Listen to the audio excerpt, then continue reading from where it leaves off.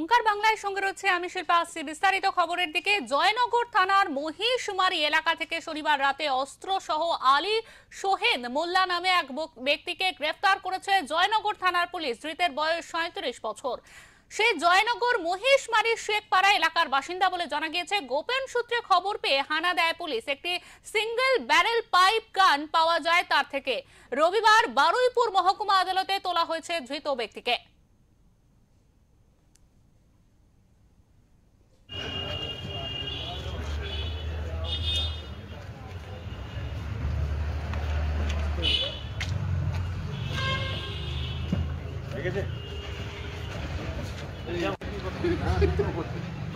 বলুন তাড়াতাড়ি বলুন। এই তো দেখা হলো রবিবার আজকে ঠিক আছে।